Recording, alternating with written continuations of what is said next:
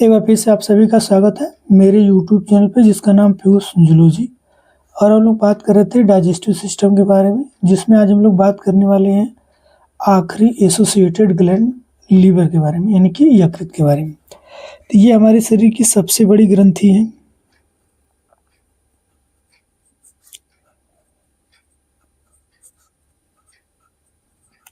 ये हमारे शरीर की सबसे बड़ी ग्रंथि है जिसका वजन लगभग 1.5 kg के आसपास होता है। ठीक है।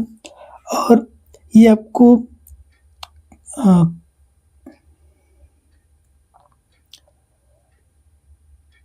ये गहरे लाल रंग का या फिर आप कह सकते हैं कि चॉकलेटी कलर का आपको देखने को मिल जाएगा। यह डायफ्राम के जस्ट नीचे,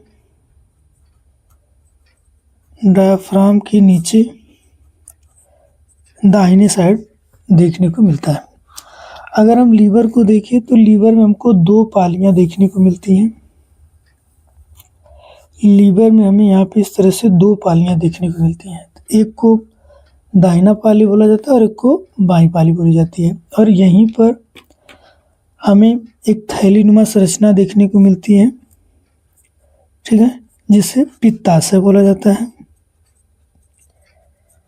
जहाँ पर पित्त रस बनता है। ठीक है। तो ये तो है उसका जनरल परिचय। अब हम इसके काम के बारे में देखते हैं, क्योंकि क्लास 10th में सबसे ज़्यादा जो पूछा जाता है वो यकृत का कार्य पूछा जाता है। और सबसे इम्पॉर्टेंट लीवर जो है वो हमारे लिए ढेर सारा कार्य करता है। अगर हम देखें तो लीवर हमारे शरीर में बहुत ही इम्पॉर्टेंट रोल प्ले करता है। तो चलिए देखते हैं इसके काम के बारे में। तो अगर हम सबसे पहले कार्य के बारे में बात करें तो सबसे पहला काम तो यही है कि यहाँ से पित्त रस स्रावित होता है।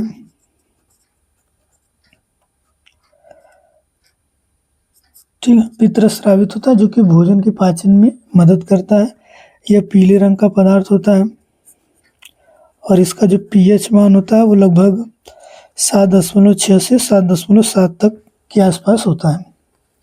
इसमें बहुत सारे लवण भी पाए जाते हैं। जैसे अगर कुछ लवण की मैं बात करूँ तो सोडियम बाइकार्बोनेट, सोडियम बाइकार्बोनेट, और एक होता है ग्लाइकोलेट।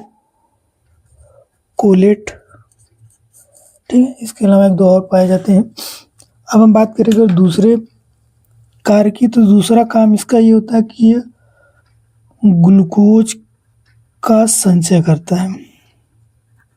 ठीक है, जिसे हम लोग बोलते हैं ग्लाइकोजेनेसिस, जिसे बोला जाता है ग्लाइकोजेनेसिस। ठीक है।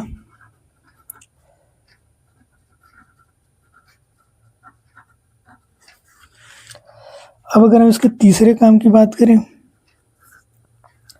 तो ये ग्लूकोज की जब मात्रा कम हो जाती है, जैसे इसमें क्या होता है कि ये ग्लूकोज आवश्यकता से जब अधिक हो जाता है तो उसको वो ग्लाइकोजन में बदलता है।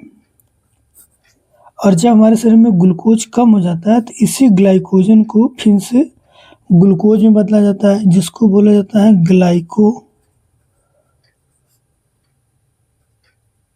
ग्लाइकोजिनोलाइसिस। ग्लाइकोजिनोलाइसिस।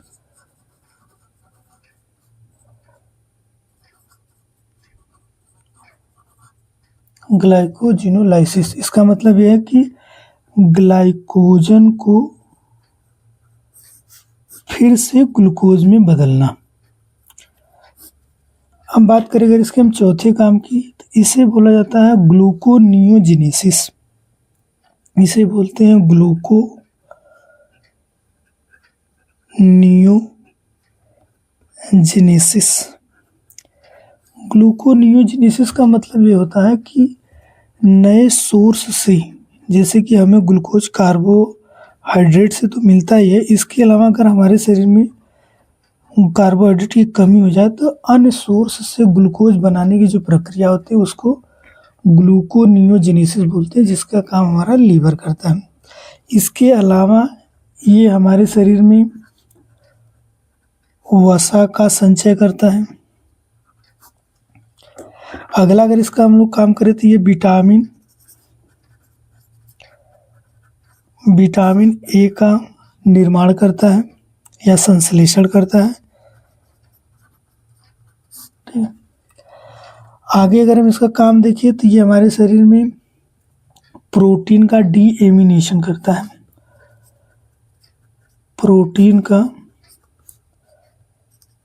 डीएमिनेशन,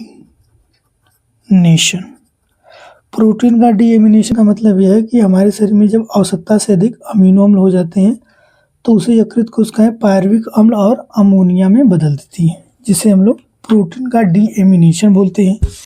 अगले काम के बारे में अगर हम देखें,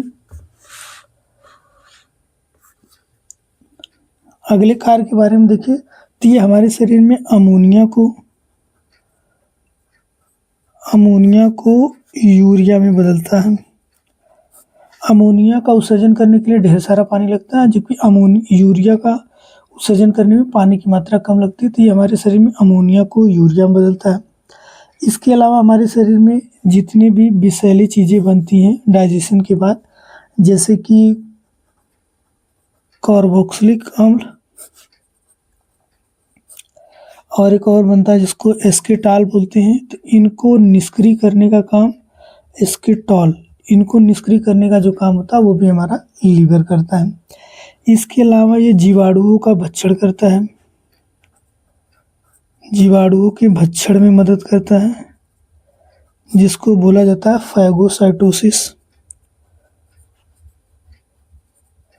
फैगोसाइटोसिस।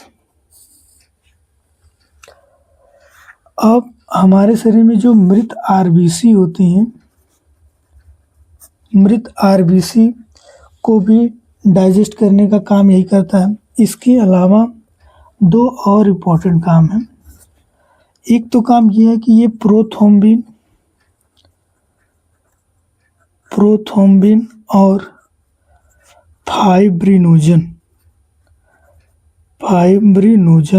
का निर्माण करता है, जो कि रुधिर का थक्का जमाने में मदद करते हैं। और ये हिपेरिन का निर्माण करता है। ठीक है, हिपेरिन जो कि रक्त वाहिनियों में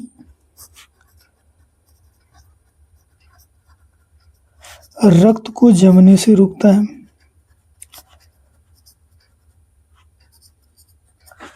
रक्त वाहिनियों में रक्त को जमने से रोकता है। यानी प्रोथ्रोम्बिन और फाइब्रिनोजन तो स्कंदन में मदद करते हैं, लेकिन हिपेरिन जो होता है वो जब हमारे शरीर में कोई कट नहीं है उस दौरान खून का थक्का न जमे, इस चीज़ को रोकने का काम हिपेरिन करता है।